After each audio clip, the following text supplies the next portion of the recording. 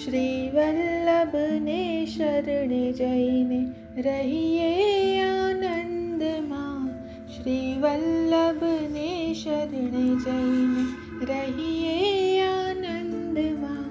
સેવું સદા હું તો વ્રજના ધણી, માંગું એટલું શ્રી વલ્લભને શરણે જઈને રહીએ આનંદમાં. શ્રી વલ્લભને શરણે જઈને. વાલા પરમ ભગવદીઓનું, વલ્લભના લાડીલા વૈષ્ણવોનું શ્રીજી મનના અવલૌકિક સત્સંગમાં ભાવભર્યું સ્વાગત કરું છું. શ્રી વલ્લભાચાર્યજી કી જય હો. શુદ્ધાદ્વૈત સિદ્ધાંત અને પુષ્ટિ માર્ગના પ્રવર્તક અખંડ ભૂમંડલાચાર્ય શ્રી વલ્લભાચાર્યજી કી જય હો. શ્રી મહાપ્રભુજીનું જન્મ ચૈત્ર મહિનાના કૃષ્ણ પક્ષની એકાદશીની તિથિએ ચંપારણ્યમાં થયું હતું. તેમના પિતા લક્ષ્મણ ભટ્ટ દક્ષિણ ભારતના તેલંગ પ્રદેશના વિદ્વાન બ્રાહ્મણ હતા. લક્ષ્મણ ભટ્ટના પત્ની ઇલ્લામા ગારુ વિજયનગરના વિદ્વાન રાજપુરોહિત સુશર્માના પુત્રી હતા. તેઓ તીર્થયાત્રા દરમિયાન યજ્ઞયાગાદિ માટે કાશી ગયા હતા. તે વખતે સમાચાર આવ્યા કે કાશી પર યવનોનું આક્રમણ થયું છે, એટલે ત્યાં રહેવું સલામત નથી. એવું વિચારી લક્ષ્મણ ભટ્ટ, ઇલ્લામા ગારુ અને એમની સાથે આવેલા તેલંગના અન્ય બ્રાહ્મણો ત્યાંથી નીકળી પોતાના વતન દક્ષિણ તરફ ભારત તરફ આવવા નીકળી ગયા. આ વખતે ઇલ્લામા ગારુ ગર્ભવતી હતા અને પ્રસવકાળ નિકટ હતો. આ સ્થાન વર્તમાન છત્તીસગઢ રાજ્યના રાયપુર પાસે આવેલું ચંપારણ્ય છે.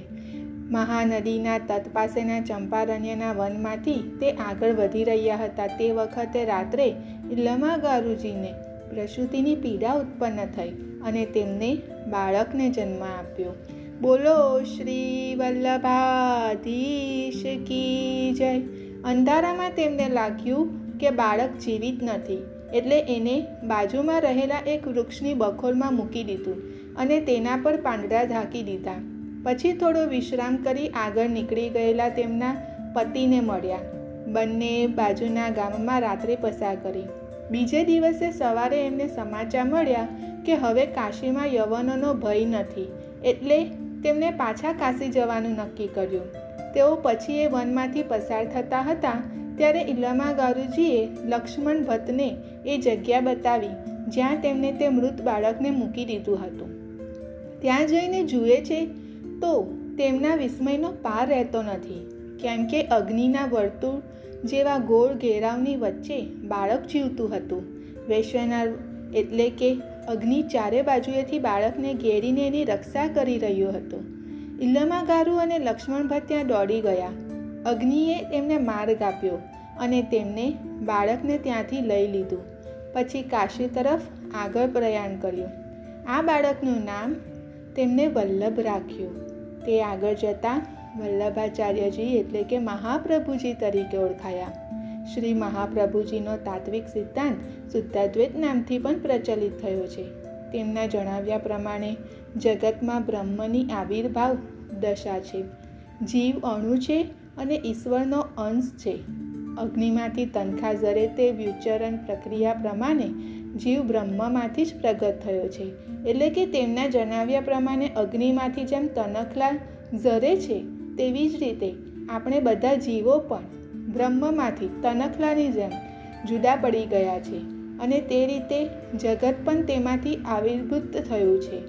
જગત જીવ અને બ્રહ્મમાં અભિન્નત્વ અભેદ છે. જીવની જેમ જગત પણ ઈશ્વરનું જ રૂપ છે, એટલે તે પણ ઈશ્વરથી અભિન્ન છે.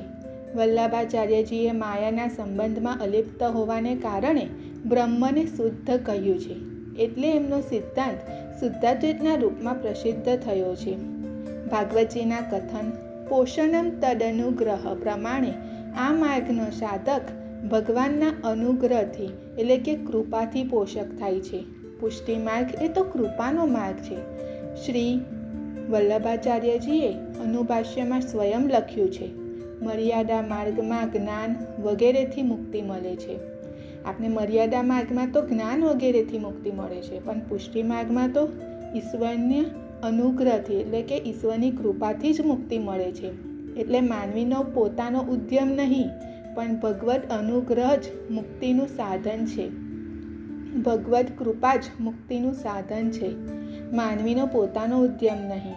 તે અંગે શ્રી વલ્લભાચાર્યજી લખે છે, મુક્તિસ્તુ ભક્ત્યા ઇતિ ભાવઃ તથા તત્ર નિરુપધિ પ્રીતિરેવ મુખ્યા નાન્યત.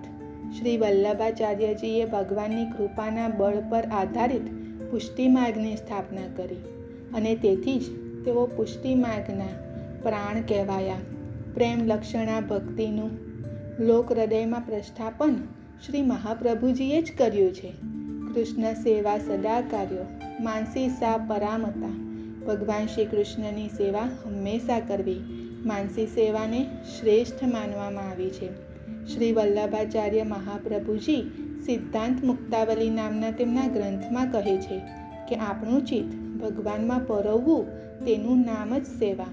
તે ચિત્ત પ્રવણતાની સિદ્ધિ માટે તનુજા અને વિત્તજા સેવા કરવી. તેનાથી સંસારના દુઃખોની નિવૃત્તિ થાય છે અને બ્રહ્મનો બોધ પ્રાપ્ત થાય છે. સેવાનો અવસર ના હોય ત્યારે ભગવત સ્મરણ કે સત્સંગ કરવો જોઈએ તેવું શ્રી મહાપ્રભુજીએ મુક્તાવલી નામના ગ્રંથમાં કહ્યું છે. શ્રી મહાપ્રભુજી કી જય, શ્રીનાથજી કી જય, શ્યામ સુંદર શ્રી યમુના મહારાણી કી જય. બસ શ્રીજી પાસે બેસો, શ્રીજી પાસે બેસો. જેમ એક દીકરો પોતાની મા પાસે બેસે, કોઈ માંગણી નહીં, ફરિયાદ નહીં, વાયદાઓ નહીં, ઈચ્છાઓ નહીં, અપેક્ષાઓ નહીં. પ્રભુ પાસે બેસો, તેમને પૂછો, તમે ખુશ છો મારું જીવન જોઈને? શું હું તમને ગમું તેવું જીવન જીવું છું? હોશિયાર નહીં, સહજ બનો. ચતુર નહીં, સરળ બનો.